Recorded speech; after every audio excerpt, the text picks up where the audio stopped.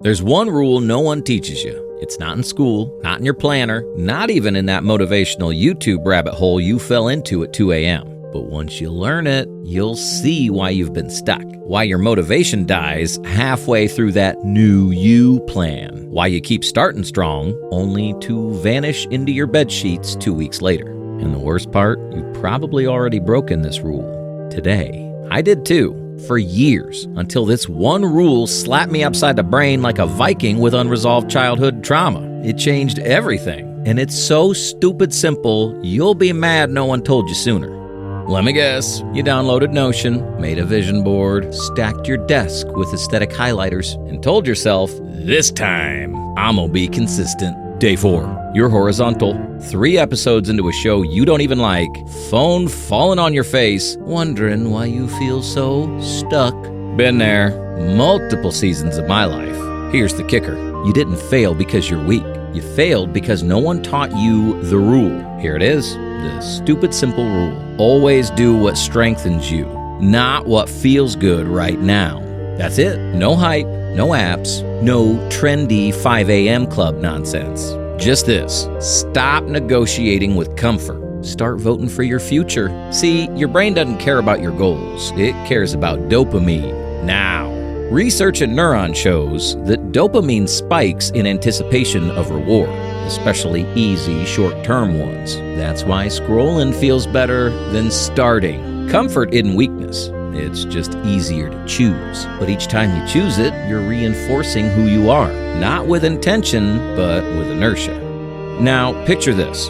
Thorfinn, once a blood-soaked, rage-fueled mini-berserker. Now, he's on Kettle's farm, chopping wood, hauling hay, getting bullied by teenagers. Exciting, right? Hardly. But here's the thing. That slow, boring work, it was his turning point. It didn't feel good, but it strengthened him. No vengeance, no glory, just routine. And that's what made him stronger than the killer he used to be.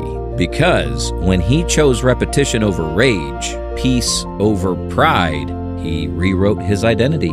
I used to think I was that guy. Disciplined, motivated, future beast in the making. I had color-coded plans, a gym membership I visited less than my dentist, and a caffeine dependency NASA would envy. I'd wake up fired up, ready to reinvent my life by noon.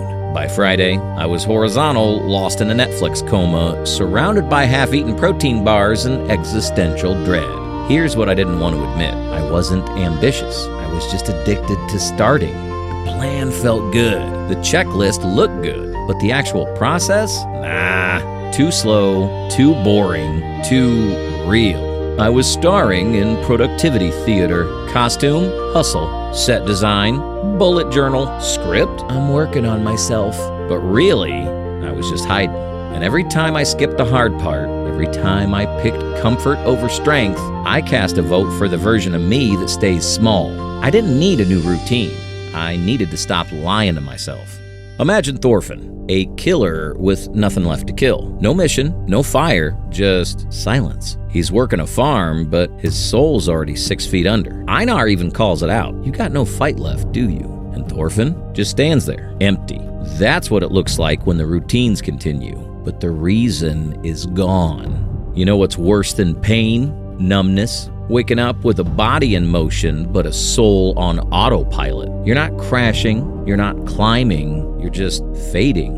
And the world applauds it. Take it easy, be kind to yourself. Rest is productive, sure. But sometimes what we call rest is really just rot.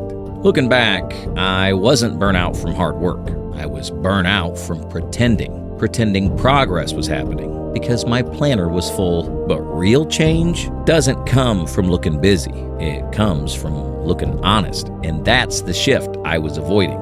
I didn't need a course. I didn't need motivation. I just needed to follow the rule.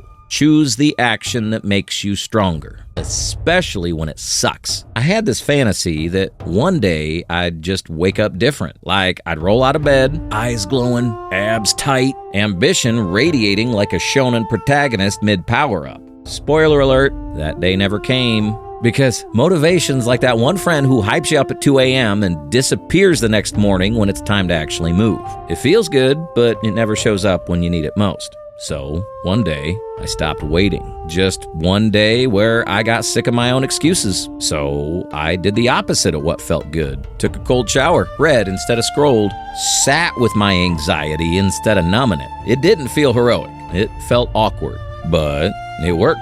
Each action cast a vote. I'm becoming someone stronger. James Clear said it best in Atomic Habits. Every action you take is a vote for the type of person you wish to become. And slowly, the fog cleared. Now back to Thorfinn. This man went from rage-fueled assassin to pacifist farmer with emotional damage and a 1,000-yard stare. But around episode 9, something shifts. He starts taking ownership of his pain. Stops flinching from his past. There's a scene where he apologizes to a man he once hurt. Like, really apologizes from the soul. And it hits hard. Not because it's dramatic, but because it's quiet, controlled, intentional. That's the moment you know he's not pretending to be peaceful. He is peaceful because he's earned it. He chose the harder path again and again until it rewired who he was. You don't need motivation, you need movement. Here's the cheat code. Ask, what's the hard thing I'm avoiding today? Then do it. Not perfectly, just intentionally. You don't need to feel ready. You just need to act like someone who's becoming ready. That's how warriors are built. Why does one stupid simple rule work when nothing else does? Because it hijacks your instincts. It rewires your identity. This rule isn't motivational. It's mechanical. Most advice tells you to get inspired. But inspiration fades. You need something that rewires you. Why this rule works? Because it skips feelings and rewrites your identity. Research from Duke University shows over 40% of our actions are habits, not conscious choices. That means your identity shaped by repetition, not intention. And when you do hard things daily, you're teaching your brain, this is who I am now. James Clear explains, you become your habits. Your identity emerges out of your repeated actions. And the Stoics, they were the masters of this. Marcus Aurelius said, what stands in the way becomes the way. To them, pain wasn't a problem. It was a portal. You want proof? Watch Thor walk barefoot into a trap set by a dozen mercenaries. He's calm, silent, weapon down, zero fear. The man knows he's surrounded, but he also knows who he is. And that identity, that's what wins him the fight without even throwing a punch. He doesn't react emotionally. He doesn't flinch.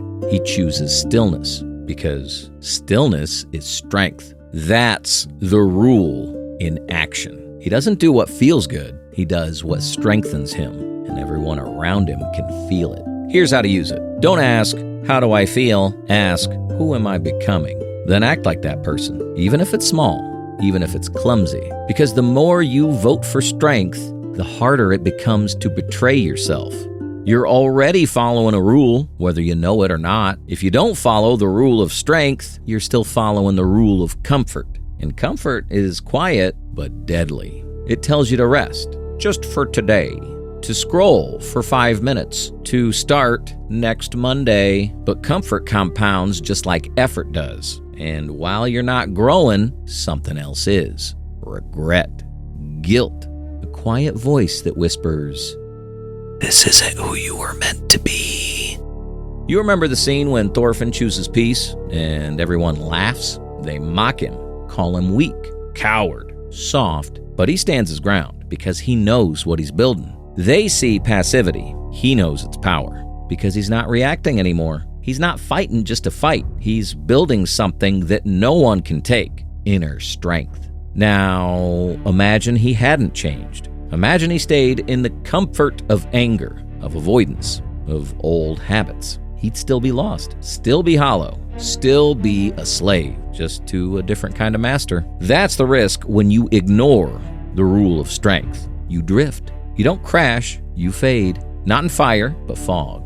The most dangerous place isn't failure. It's numb comfort. When you wake up, scroll, eat, exist, and forget how to live. No pain, no fire, just quiet decay. And one day, you look in the mirror and realize you didn't become the villain. You just became no one. The rule is stupid simple, but it demands everything. Not once, not sometimes, every time.